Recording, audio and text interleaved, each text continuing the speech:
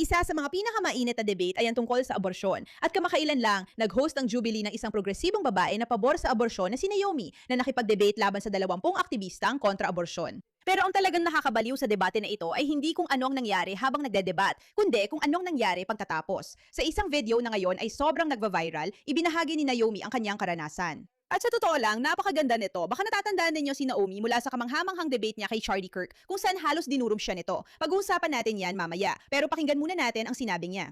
At ang dahilan kung bakit napakahalaga nito ay, alam mo, pag-usapan natin ito mamaya. Nakipagdebate ako sa 20 pro-life na babae at pagkatapos ng debate, may nangyaring medyo kakaiba. Sige, napaka-intense ng buong karanasan. Mapapanood ninyo ito sa Dr. Daff Show ngayong weekend. Pero pagkatapos namin, nagkukwentuhan kami, nagkakasiyahan, ang saya ng vibes. At sabi ng mga babaeng ito, oo nga pala, may regalo kami para sa'yo. At iniabot nila sa akin ang isang sobre. Nagambagan sila ng pera para matulungan ako sa nalalapit kong paglipat. Parang napakalalim ng kabutihang loob na yon. Napaisip talaga ako. Oo, at dapat mapaisip din ng lahat kasi itong mga sandaling gustong-gusto ko makita sa internet. Nakalimutan na natin sa ating mga pantatalo na may mga totoong tao na may totoong opinyon sa likod ng mga nababasa natin online. At ang katotohanan ng pro-life na kilusan ay inilalarawan na parang mga babae na walang pakialam sa kapwa babae at puro lang iniisip ay mga siyentipikong katotohanan.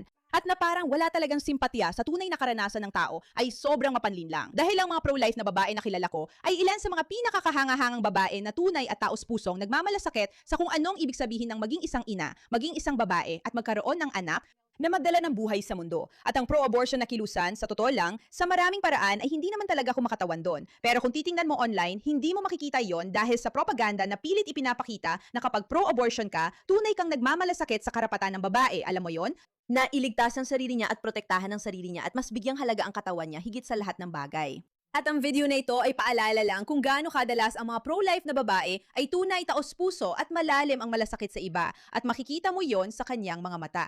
Kaya kapag nakababad ka lagi online sa mundo ng politika, minsan nadadala ko ng mga death threats, mga hindi magagandang hate comments, mga nakakatakot na batas at ang kasamaan ng mundo.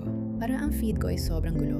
Madali talagang makalimutan na hindi lahat ng hindi sumasang-ayon sa'yo ay ginagawa ito dahil gusto ko nilang saktan. At dahil lang hindi tayo magkasundo, hindi ibig sabihin na hindi na tayo pwedeng magmahalan at magpakita ng pagmamahal sa isa't isa. Pero, nagkamali ako. Hindi ko na ulit sasabihin yon sa publiko, pero totoo yon. Pwedeng hindi sang-ayon sa akin ng mga tao at maging mabait at maganda pa rin sila. Salamat mga babae sa pagpapaalala niyan sa akin. Salamat sa pagiging halimbawa niyan. At salamat sa pagtulong sa akin nung kailangan ko.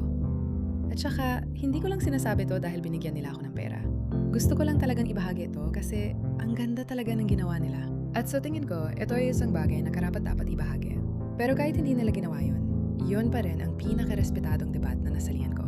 At kahit hindi nagbago ang mga opinion ko, talagang nire-respeto ko kayong lahat bilang mga tao. Masaya ako na narinig ko ang mga pananaw nyo at mas naunawaan ko ang mga paniniwala nyo. At talagang nagulat ako at sobrang saya ko na nakahanap tayo ng pagkakapareho kahit na nagdadebate tayo tungkol sa isa sa pinakamainit na issue sa politika.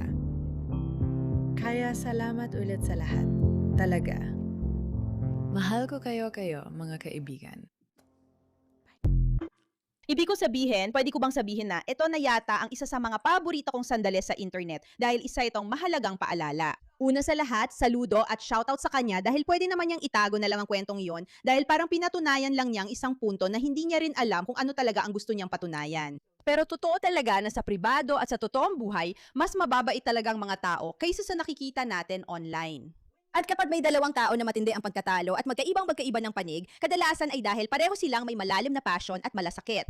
Hindi lang sila magkasundo sa mga estratehiya, taktika o paraan ng paggawa nito. At madalas, ang mga taong ito ay nagkakasundo naman sa maraming ibang bagay. Sayang lang at nakakalimutan natin ito bilang isang lipunan.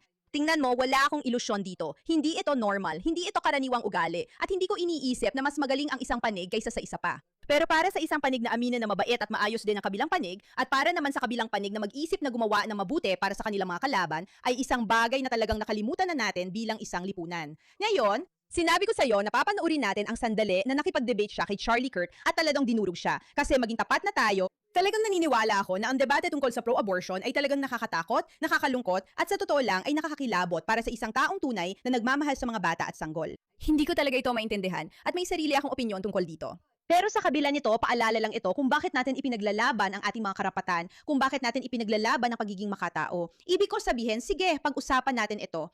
Pwede kong pag-usapan ito na matagal. Sa totoo lang, ang katotohanan ay kapag patuloy mong pinapakinggan ang ilang mga argumento na pabor sa abortion, medyo nasusuka ako. Hindi ko alam, sa totoo lang, kung tatanungin mo ako, ibig kong sabihin, pakinggan mo kung anong sinasabi ng babaeng ito. Hinuhusgahan mo ba ang mga magulang na pinipiling gawin yon? Pero ito ang punto. Kasi kung hindi Pero ka pa ito ang nagkaanak, punto. Hindi ko napaka-insensitive hinuhusgahan ang mo magulang na pinipiling naman. gawin Dalawa. yun. Pero kung nasa isang bakit nga ba estado ka na, magulo baby, yun? kung nasa isang estado ka na walang eksepsyon, hindi na yan isang pagpipilian. Ang mga babaeng nanganganak ng mga sanggol na 1,000% mamamat ay wala ng pagpipilian. Sasabihin ko sa iyo kung ano ang talagang interesting para sa akin tungkol sa mga debate na to at pwede nating panuorin lahat ng yan sandali. Tingnan mo itong bahagi na to sandali. Sa totoo lang, ayokong i-review lahat ng debat tungkol sa abortion kasi medyo nasusuka ako at nagkamali ako. Hindi ito debat ng Jubilee, gawa ito ni Daph. Hayaan mong sabihin ko ito, palabas ni Daph ito. Hindi ito Jubilee pero pareho lang ang konsepto. Gumagawa sila ng mga debate. Dapat mo ring tingnan kasi, sa totoo lang, maraming iba't ibang aha moments kung saan halatang halata kung sino ang nanalo sa argumento. Grabe ang late-term abortion, hindi ang pangalan ng sumusuporta dito. Sa tingin ko, medyo kakaiba at weird na pinag-uusapan pa natin ito, pero usapan na lang yan sa ibang pagkakataon. Ito ay isang video tungkol sa pagkatao at kung gaano kaganda na makita na kaya talagang suportahan ng mga tao ang isa't isa at hindi lang basta-basta natatali sa mga kasuklam-suklam na argumento. At salamat sa inyong atensyon sa bagay na ito.